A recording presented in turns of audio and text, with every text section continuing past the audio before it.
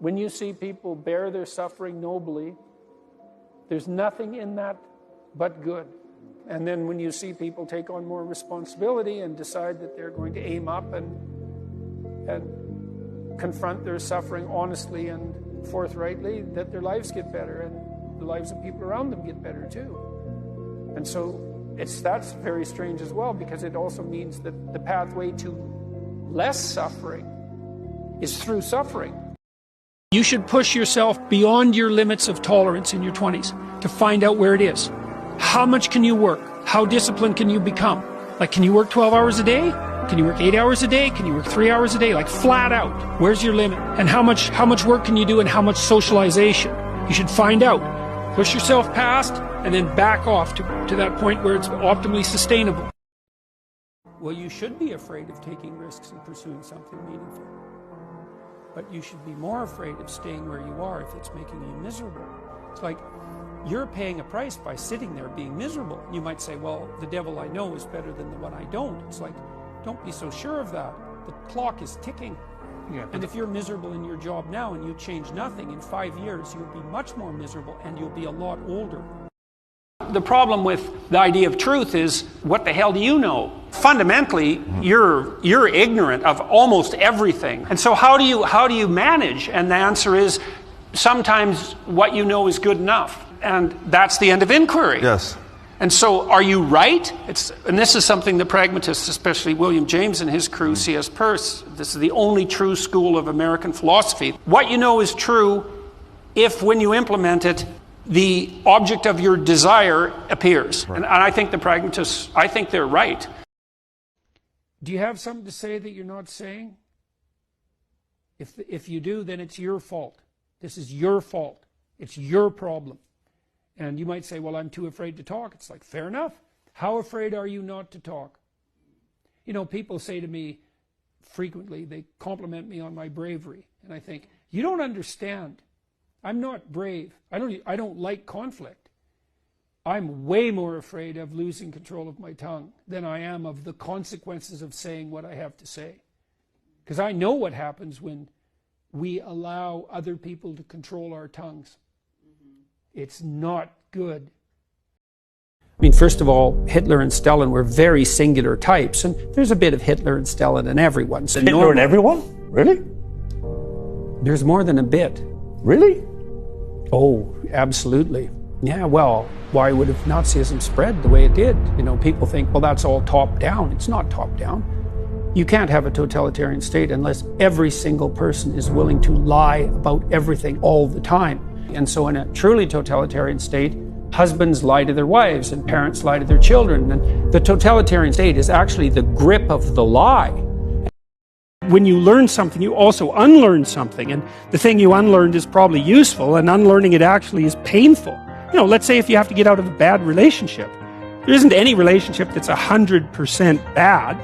And so when you jump out of it, well, maybe you're in better shape, but you're still lonesome and disoriented, and you don't know what your past was, and you don't know what your present is, and you don't know what your future is. That's why people stay with the devil they know instead of, looking for the devil they don't know. The fact that you're full of faults doesn't mean you have to stop. People are very difficult to be good. The young guys take to this a lot. I said, you should be the strongest person at your father's funeral, right? That's something to aim for. All the people around you are suffering because of their loss. They have someone to turn to who can illustrate by their behavior that the force of character is sufficient to move you beyond the catastrophe. And you need that. Your life isn't margaritas on a beach in Jamaica. That happens now and then. Those are exceptions. Your life is how your wife greets you at the door when you come home every day. Because that's like 10 minutes a day. Your life is how you treat each other over the breakfast table. Because that's an hour and a half or an hour every single day.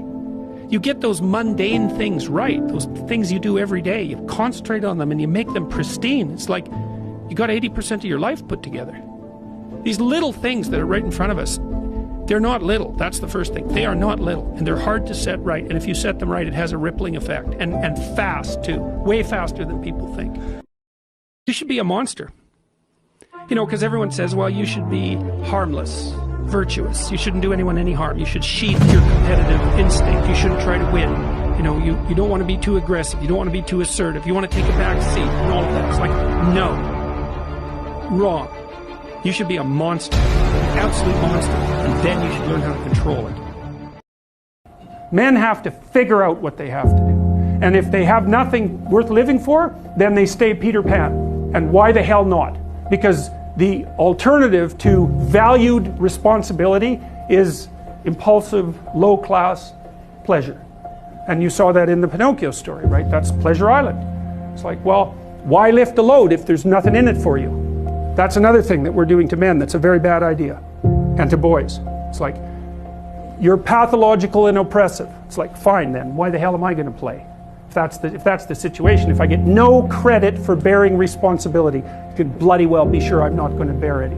But then, you know, your life is useless and meaningless, and you're full of self-contempt and nihilism, and that's not good. And so that's why I think, that's what I think's going on at a deeper level with regards to men needing this direction. A man has to decide that he's going to do something. He has to decide that.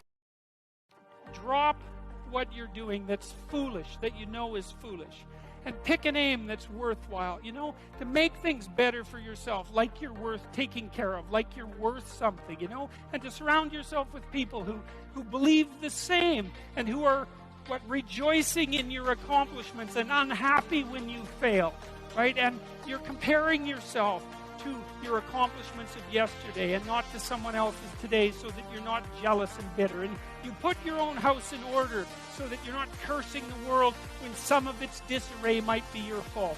And you're trying to pursue something meaningful, and you're doing your best to tell the truth and all of that. And then you see what happens.